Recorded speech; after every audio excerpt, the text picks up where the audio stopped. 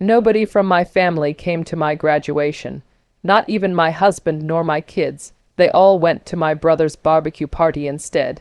But when I walked off stage, my phone buzzed with a message from my husband. We need to talk. Urgently. And then 45 missed calls.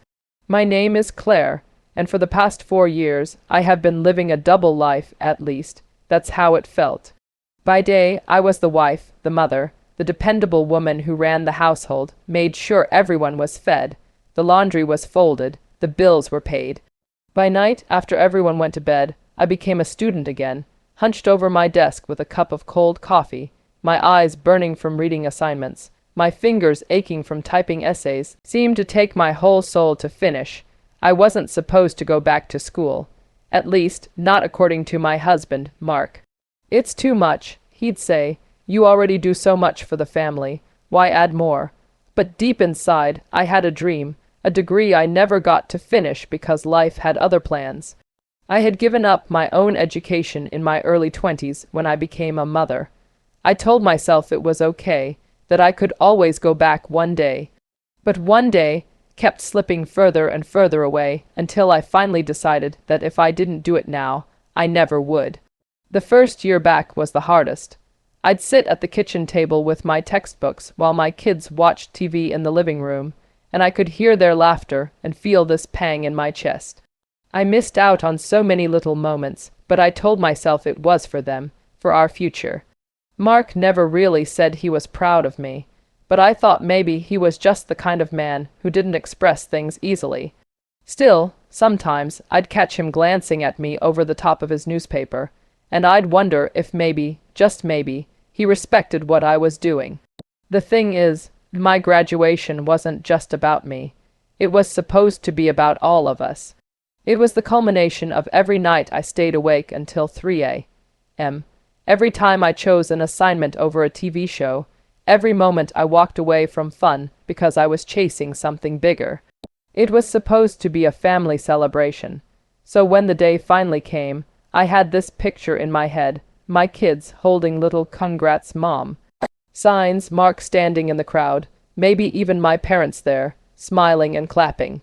I'd spot them as I walked across the stage, and I'd feel that warmth you only get when the people you love most are watching you shine. That morning, I woke up at 5 a.m. I couldn't sleep, the nerves, the excitement, it was all bubbling inside me. I ironed my gown twice, even though it didn't need it. I put on a little more makeup than usual, curled my hair just right, and stood in front of the mirror for a long time, just looking at myself. It wasn't vanity, it was disbelief. I had made it. I went to the kitchen, expecting at least some kind of breakfast surprise. But the house was quiet, too quiet. Mark was sitting at the table scrolling on his phone. "Morning," I said with a smile. "Big day today." He glanced up, muttered "yeah," and went back to his screen. No congratulations, no hug. No excitement in his eyes. I told myself maybe he was just tired. Maybe he was saving it for later. The kids were still in their pajamas, eating cereal and watching cartoons. I kissed their heads and said, "Make sure you're ready by 10, okay? We have to leave early to get good seats." They nodded without looking away from the screen. By 9:30, I noticed they weren't getting dressed. I asked Mark if he could help them get ready. That's when he said it, so casually, as if it were nothing. "Oh, we're not going. We promised your brother we'd be at his barbecue today." I froze. I thought maybe he was joking. "What do you mean, today is my graduation?" "My graduation, Mark. You've known about this for months." He didn't look up. "Yeah, but your brother's making a big thing out of it. The whole family's going. It'd be rude to skip." It felt like the floor fell out from under me. My chest tightened, my ears rang. "You're telling me you're choosing a barbecue over the most important day of my life?" He sighed, like I was the one being unreasonable.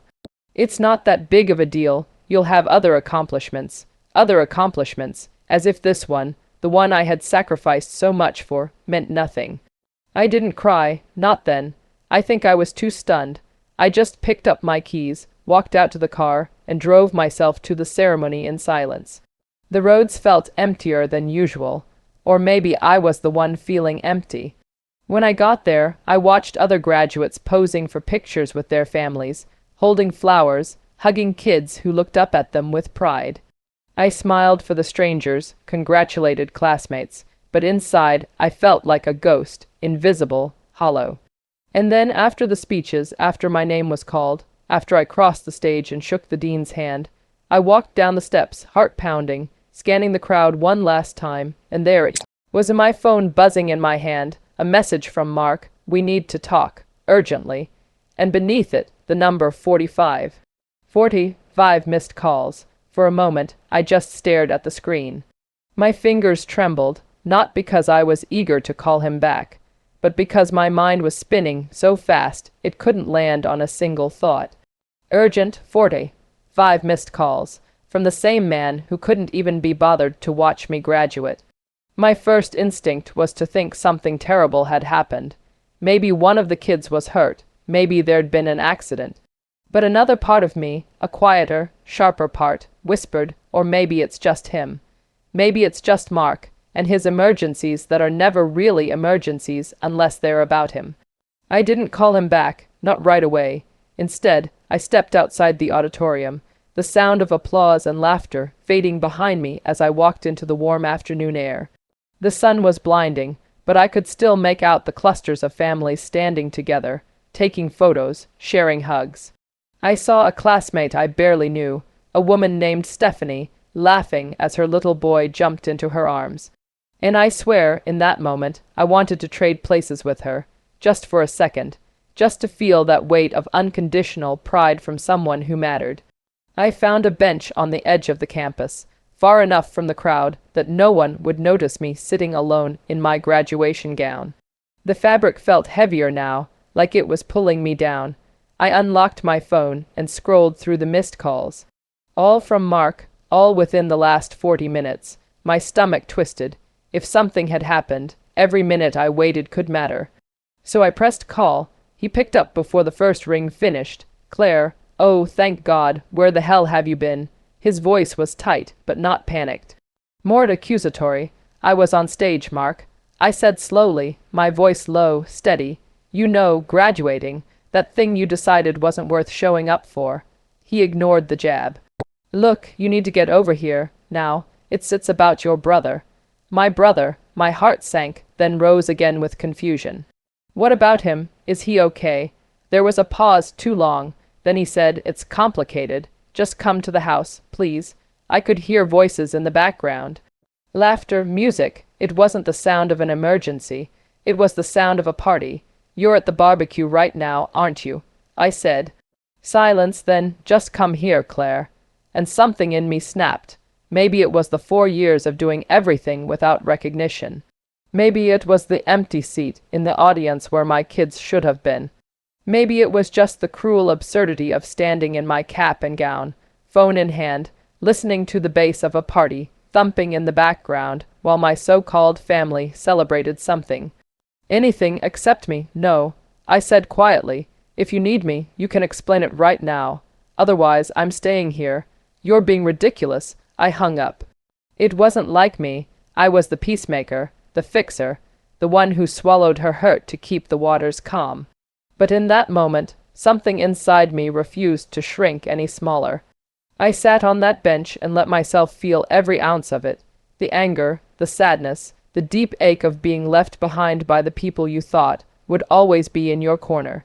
I don't know how long I sat there, long enough for the campus to start emptying out, long enough for the shadows to stretch long across the grass. Eventually, I stood up and walked to my car, still in my gown, still wearing the cap. I didn't take one single photo that day. Not one. When I got home, I could hear the party from halfway down the street. Cars lined both sides of the road. Laughter spilled out of my brother's backyard. I parked in my driveway, and for a second, I thought about going inside and locking the door. But then my phone buzzed again. This time, it was a text from my brother. "I heard you're mad. Don't make this into a big thing. We'll celebrate you later." Later. Always later. I sat in the driver's seat, staring at that text, and I realized there was no later with these people. There was always something more important, always another reason I could wait, always another excuse for why they couldn't show up. I don't know what came over me. but I got out of the car and walked straight to the backyard gate. When I pushed it open, the music hit me first, then the smell of grilled meat. People were everywhere. My cousins, my parents, my kids running around with their little paper plates. And there was Mark, beer in hand, laughing at some joke my brother had just made. He saw me before I saw him. His smile faltered. "Claire," he started, but I cut him off with one look. That look I'd been holding back for years. I didn't yell. I didn't make a scene. I just said, 40. 5 calls for what, Mark? What was so urgent that it couldn't wait until I walked off that stage? Everyone went quiet. Even the kids stopped running. Mark shifted uncomfortably, glancing around as if searching for an escape. "Can we not do this here?" He muttered under his breath, but the low hum of conversations around us told me people were already listening. My parents were by the picnic table, frozen mid-bite, their eyes darting between us. I took a step closer. "You made 40. 5 phone calls, Mark. 45. I figured someone must have been in the hospital, or worse, but here you are, beer in hand, looking pretty comfortable." He ran a hand through his hair, that nervous tick I'd seen 100 times before when he was caught in something. "It was about your brother," he said finally, his voice pitched low, as though that would keep the words from carrying. "My brother?" I turned toward the man himself, standing at the grill, spatula in hand, the picture of ease. "What about him?" My brother smirked, not even trying to hide it. "Oh, come on, Claire, don't make this dramatic. We just wanted you here. We thought you'd stop by after your little ceremony." Little ceremony, the words sliced through me. My jaw clenched. "You mean the ceremony I worked 4 years for? The one I begged you all to come to?" He shrugged.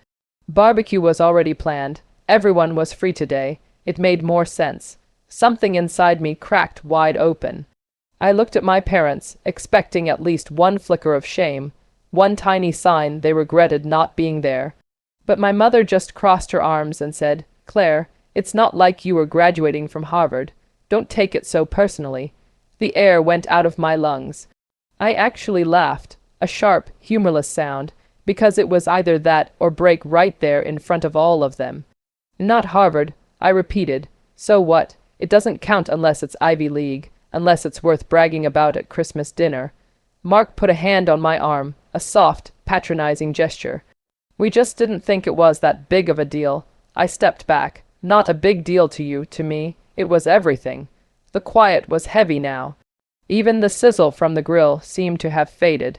The kids had gone still, sensing something was wrong in that way children always do. "You called me 40, 5 times," I said again, slower this time, like I was piecing it together. "Not because someone was hurt, not because there was an emergency, but because you wanted me to leave my own graduation early so I could come here, to eat burgers and pretend none of my hard work mattered." Mark opened his mouth, but no words came. My brother looked away, suddenly fascinated with flipping a steak that didn't need flipping. My father picked up a beer bottle and studied the label like it held the answers, and in that moment it hit me, they weren't going to apologize.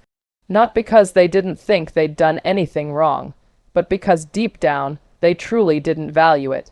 My success, my growth, my dreams, none of it registered to them unless it fit into their plans. I could feel the sting of tears, but I swallowed them down. I wouldn't give them that satisfaction. Instead, I reached into my purse and pulled out the graduation program, the one I'd folded neatly in half earlier.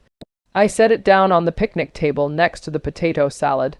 "That's where my name is," I said, my voice steady. "Printed in black ink under Bachelor of Science, summa cum laude. You'll see it if you care to look, not that I expect you will."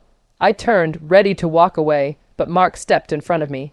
"So what, Claire? You're just going to make this about you. We're your family. We've supported you for years." I stopped him cold with a look. "Supported me? You didn't even show up for the one day that would have meant the most. Don't talk to me about support when you couldn't give me 3 hours out of your life after 4 years of mine." For a second, I thought he might still try to argue, but then he dropped his gaze. And that's when I realized something. This wasn't about one missed event. This was about every time they'd made me feel small, every time they'd decided my milestones didn't matter, Every moment I'd been expected to clap for them, while they stayed silent for me. I stepped around him, walked through the gate, and didn't look back. I got in my car, took one last breath, and drove away from the laughter, the smell of smoke, and the sound of voices that had never really been in my corner. The car door shut with a hollow thud that seemed louder than it should have been. My hands were shaking when I gripped the steering wheel, not from anger alone, but from the weight of everything that had just happened. I sat there for a minute, engine off, listening to the muffled hum of the party behind me. Music, laughter, the scrape of chairs on the patio. It was surreal. I could have been any stranger passing by, hearing a group of people having a good time. No one would have guessed that those voices belonged to my own family, the ones who had just made it clear, in front of everyone, that my joy wasn't worth their time. I started the car and pulled away slowly, watching the line of parked vehicles shrink in my rear-view mirror. The houses blurred past, familiar, and yet they felt smaller somehow, like they were part of a world I didn't quite belong to anymore. Halfway down the road, my phone lit up again, Mark's name. I didn't answer. I couldn't. My throat was tight, and I knew if I heard his voice right now, I'd either break or explode. Neither was an option I wanted. Instead, I turned the radio on, but every station seemed too loud, too cheery, too fake. I switched it off and let the quiet swallow me. That's when the memories started coming, one after another, uninvited. I thought about my 30th birthday, how I'd spent hours baking my own cake because Mark had forgotten to pick one up, how everyone had shown up late, half drunk from a barbecue at my cousin's place, carrying a gas station card they'd all signed in the driveway. I'd smiled then, told myself it wasn't worth making a fuss over. I thought about the time I'd gotten my first promotion at work. I'd texted the family group chat, hoping for even one congratulations. Hours later, my brother replied with, "Cool, can you still make it to help set up for the barbecue?" That was it. Not one of them asked what the promotion was for. And I thought about all the little things, the missed school plays when I was a kid, the forgotten piano recital, the times I'd had to stand alone while everyone else's parents or partners cheered. Maybe that's why I wanted this day so badly. Maybe it wasn't just about the diploma. Maybe it was about finally having that moment where they showed up, where I mattered. But I had to face the truth. They weren't going to give me that moment, not now, not ever. The road opened up into the main highway, and with it came a strange sense of freedom. For years I'd bent myself into the shape they needed, the dependable daughter, the accommodating wife, the understanding sister. I'd told myself that if I gave enough, they'd eventually see me, value me. But what if they never would? The thought was painful, but it also lifted something off my chest. Like I'd been carrying this invisible backpack full of their approval, and now I could just set it down and walk without it.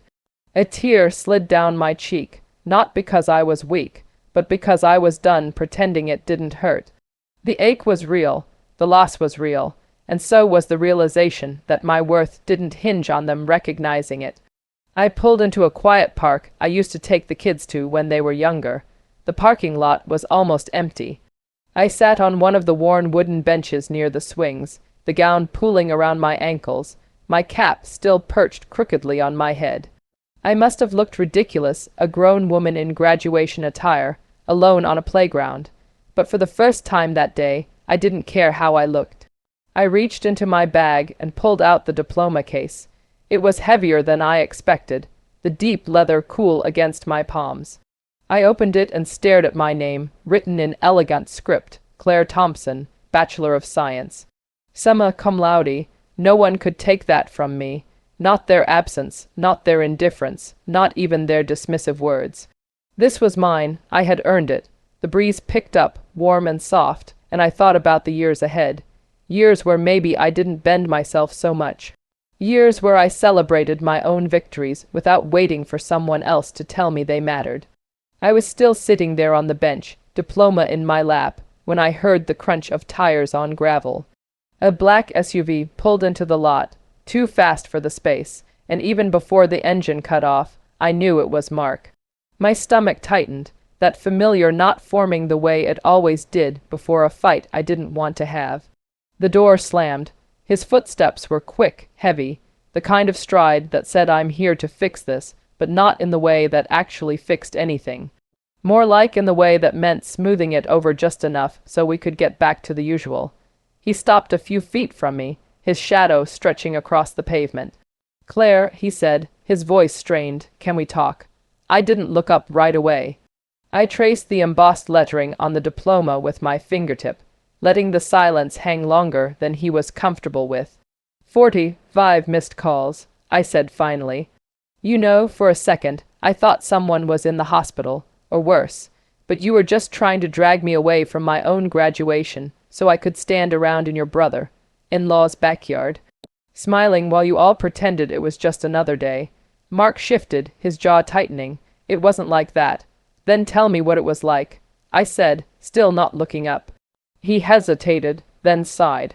"Your brother, he said you'd be upset if we didn't show up to support him. He made a big deal about this barbecue, said everyone was coming, and I didn't want to cause drama in the family.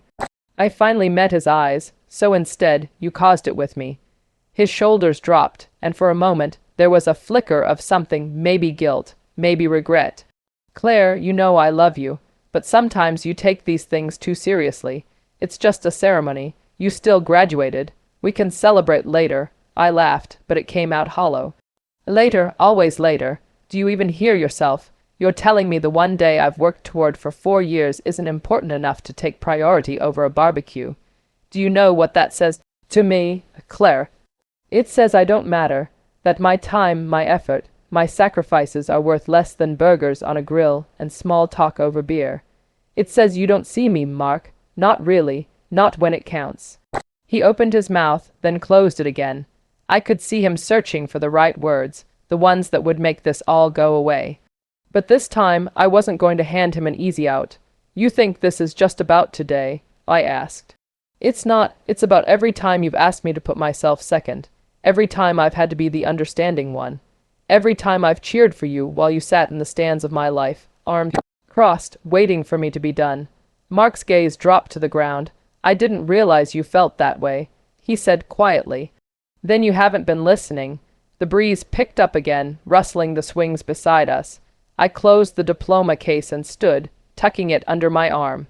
"I'm not asking you to clap for me at every little thing," I said.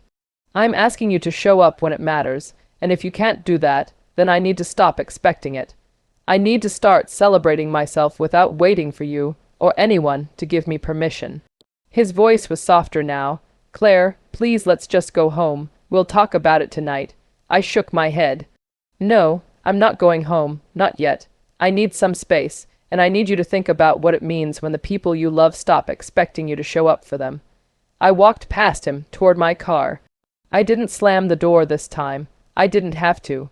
The quiet was louder than any argument we'd ever had.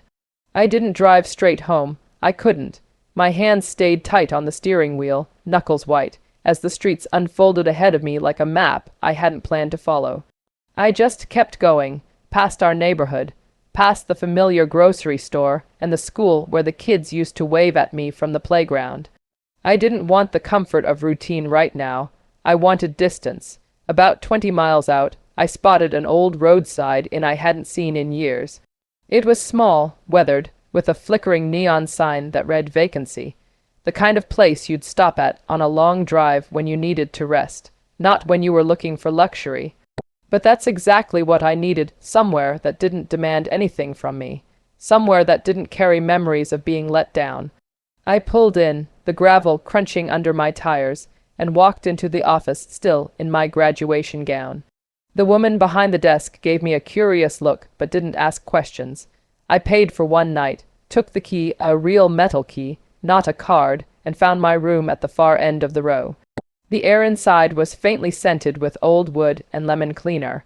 There was a single bed with a faded quilt, a small table by the window, and a lamp with a warm yellow glow.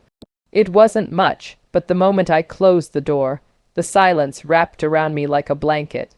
I set my diploma on the table, placing it carefully as if it might break, and then just stood there, staring at it. All day I'd been surrounded by noise, applause, music, chatter, arguments. Now there was only my breathing. And in that quiet, the truth I'd been trying to ignore pressed in on me. I had been waiting my whole life for certain people to clap for me, and they never would. Not because I wasn't worth it, but because they weren't capable of giving what I needed. The realization didn't come with a burst of anger or a wave of tears. It came like a steady tide, washing over me, clearing away the debris of old expectations. I sank onto the bed and let myself remember the girl I used to be, the one who wanted to finish school before life got in the way, the one who dreamed of building something of her own. Somewhere along the way, I'd stopped being that girl. I'd become the version of myself everyone else needed. I reached for the notepad by the bed and started writing, not a letter to anyone, but to myself. I wrote about the nights I'd studied while everyone else slept, about the mornings I doubted I could keep going, but did anyway. I wrote about the loneliness of achieving something without the people you love beside you, and the quiet pride that came from doing it anyway. When I was done, I folded the page and tucked it inside the diploma case, a reminder that this wasn't just a piece of paper, it was a story. My story, and it didn't need their applause to be real. Later, I ordered takeout from a diner down the road. I ate in bed, still in my gown, the tassel from my cap brushing against my shoulder every time I leaned forward. And you know what? For the first time that day, I smiled. Not because everything was okay, it wasn't.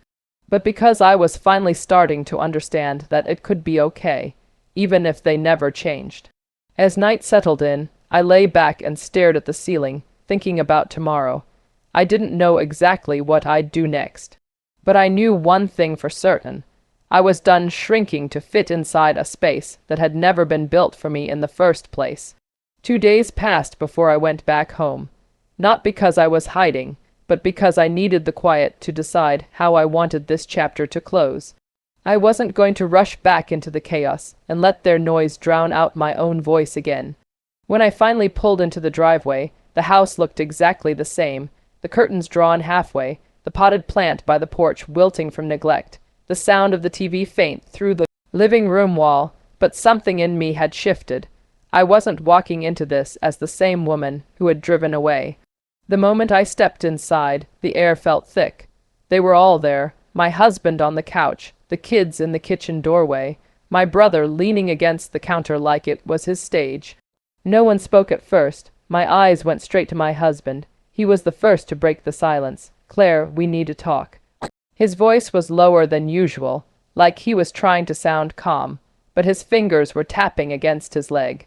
I set my keys on the table and took a deep breath. "No," I said softly but firmly, "I need to talk, and you're going to listen."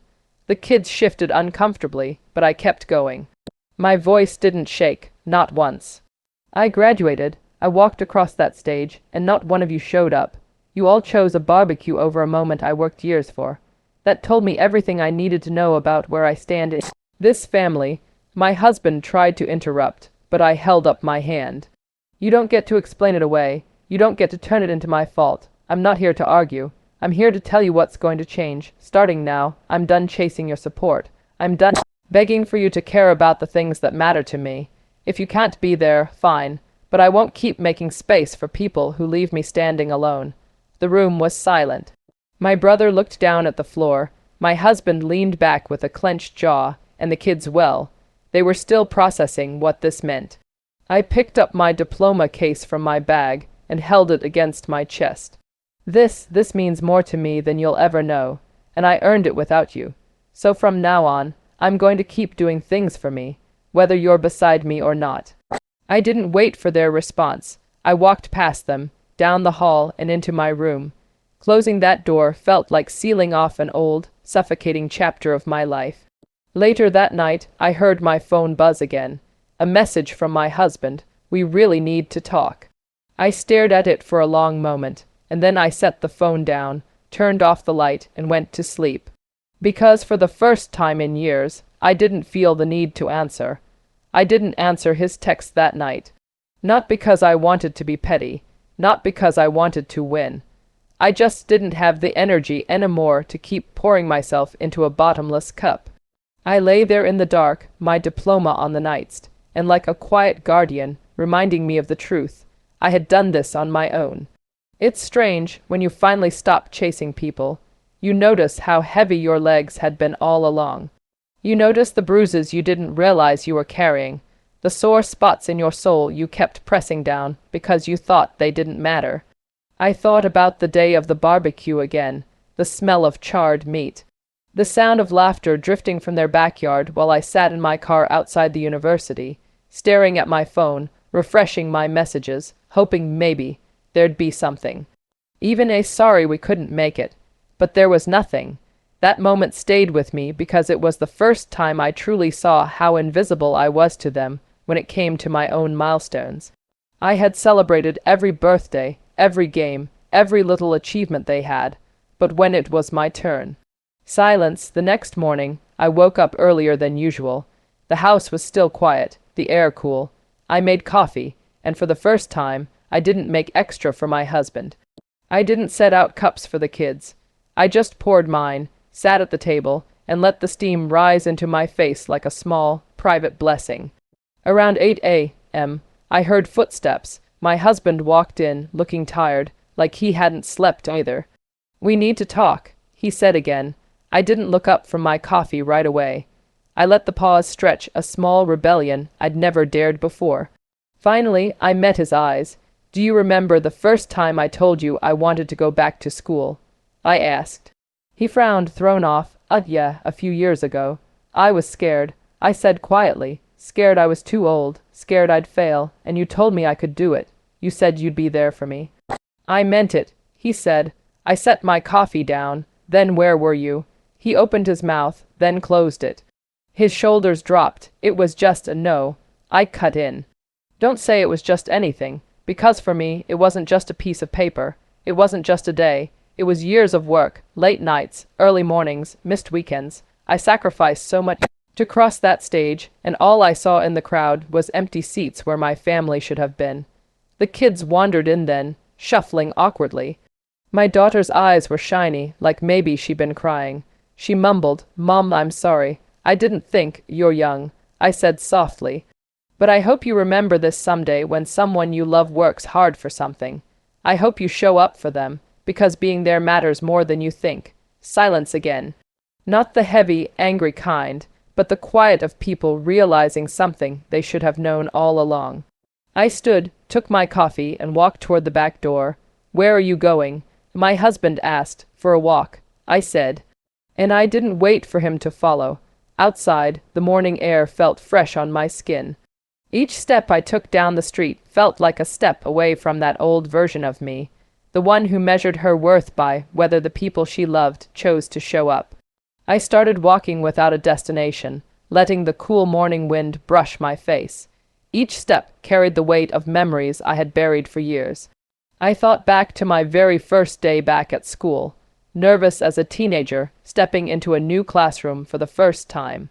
I remember gripping my backpack so tightly my knuckles turned white, the way the cafeteria smelled like bleach and stale sandwiches, the way every glance from my classmates felt like a spotlight on my failures. I had been afraid of judgment.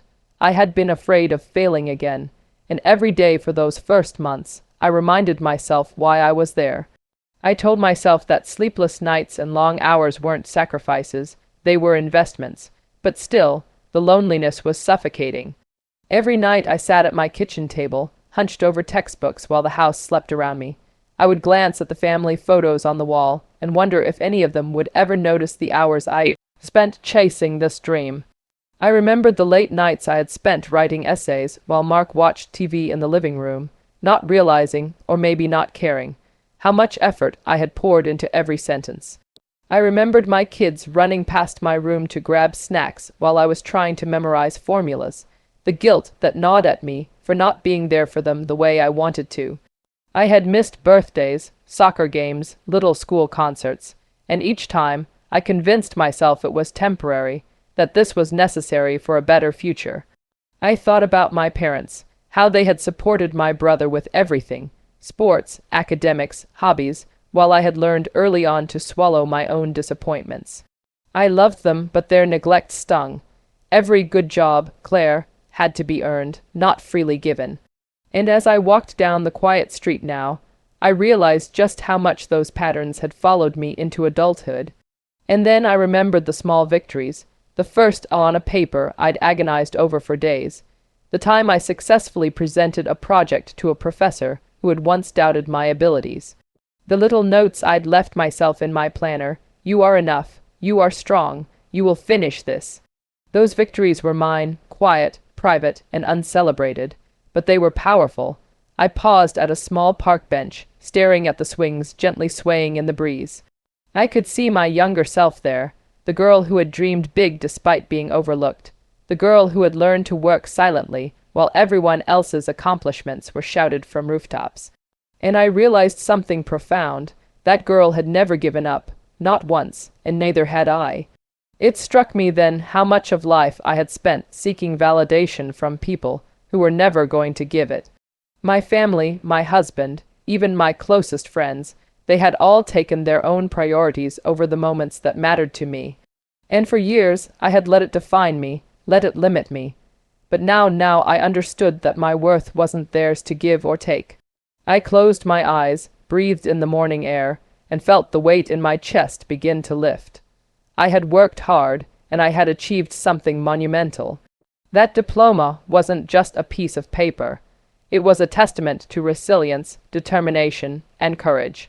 And no barbecue, no missed call, no dismissive glance could diminish it. I opened my eyes and looked at the world around me. The sun was higher now, the sky a pale blue, the day stretching ahead like a blank page waiting to be written. I could feel a shift inside me, a quiet, resolute strength that whispered, "You are your own anchor. You are your own applause, you are enough." And in that moment, I knew what I had to do next. I didn't need to wait for them to show up anymore. I didn't need their recognition.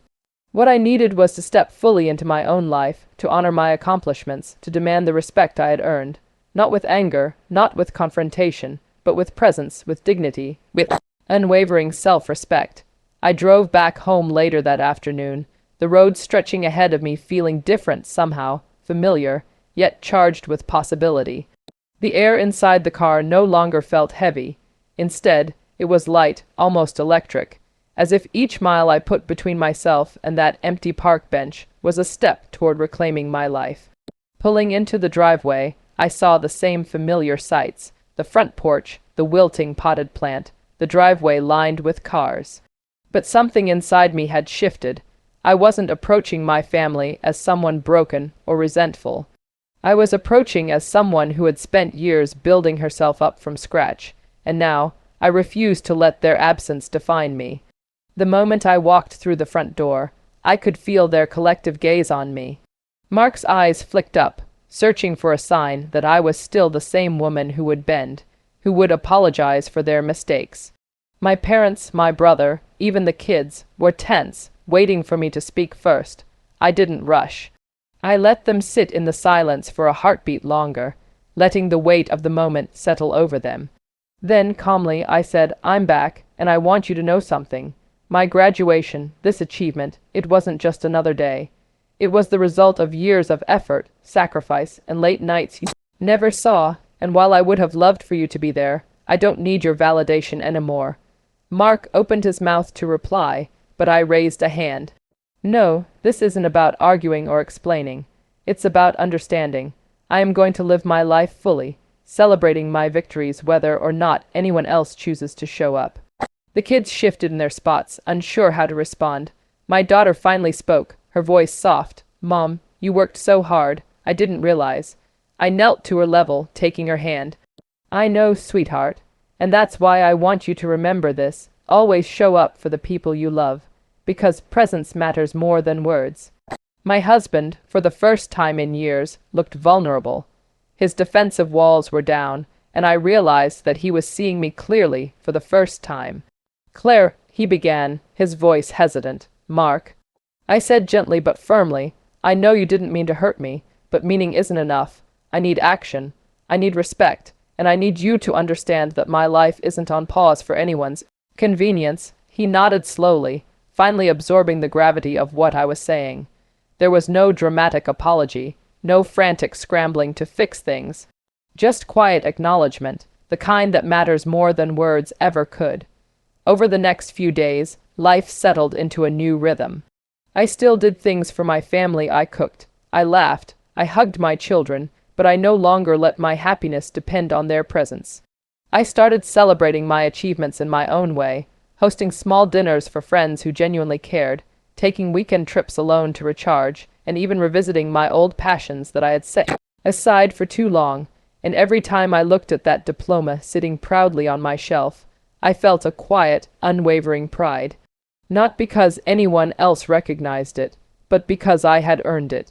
Because I had carried myself through doubt, disappointment, and neglect, and emerged stronger, wiser, and more resilient than ever before. The best part, the space I carved for myself, began to ripple through my relationships.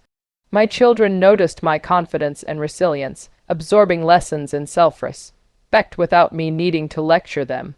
Mark began listening, not just hearing, finally understanding that love without action wasn't enough. Even my parents slowly started to respect the boundaries I had set, recognizing that Claire Thompson was no longer someone who could be overlooked or dismissed. That graduation day, which had started with empty seats and silent phones, ended not with vindication, but with transformation. I realized that the applause I had longed for wasn't outside me. It had always been inside. And once I stopped waiting for others to give it to me, I could finally step into the fullness of my own life, proud, unshakable, and free. That night, I sat by the window in my room, the soft glow of the streetlights spilling across the walls. I held my diploma in my hands, tracing the elegant script, feeling the weight of every late night, every sacrifice, every moment I had doubted myself. It wasn't just paper and ink. It was my courage, my persistence, my resilience, and finally, I understood. None of that depended on anyone else's recognition. I thought about every time I had bent to fit into spaces that weren't built for me, every time I had silenced my own needs to appease others. And I felt a quiet gratitude for those experiences, painful as they were, because they had led me here to this moment of clarity, of self-respect, of unshakable pride. I realized that life isn't about the people who fail to show up. It's about the moments when we show up for ourselves, even when no one else does. It's about claiming your victories and honoring your worth, regardless of the applause outside. And in that truth, I found freedom. I thought about my children and the lessons I wanted them to carry with them. I wanted them to see that life will test them, that people may disappoint them, and that the world will not always recognize their effort. But if they learn to stand strong, to celebrate themselves, to honor their own achievements, then nothing, and no one, can ever diminish them.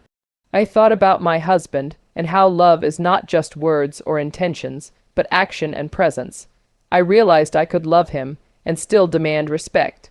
I could forgive, and still insist on boundaries, and I could step forward into my life fully, without waiting for permission or validation from anyone else. And most of all, I thought about myself, the girl who had worried about being enough, the woman who had waited for recognition that never came. She was still here. She had not only survived, she had thrived. She had grown stronger in the silence, wiser in the absence, and braver in the face of neglect. She had found the applause inside her own heart, and that was the only applause that truly mattered. I closed my eyes and breathed deeply, feeling the weight of the past lift. I felt the excitement of the future settle in, steady and promising. I knew that there would still be challenges, moments of doubt, and even pain. But I also knew this. I was no longer defined by anyone else's choices. I was the author of my own story, the keeper of my own happiness, the guardian of my own worth. And so, as I set my diploma carefully on the shelf, I whispered to myself, I showed up. I proved to myself that I can do this, and from here on, I will never let anyone else decide my value. I will walk through life with my head high, my heart full, and my spirit unshaken. That was the moment I became fully, unapologetically me. Not bitter, not resentful, not broken but whole. And in that wholeness, I discovered a peace I had never known, a quiet joy that no absence or dismissal could ever take away. Because life, I realized, is not about who shows up for you. Life is about showing up for yourself, every single day, and claiming the victories that belong to you.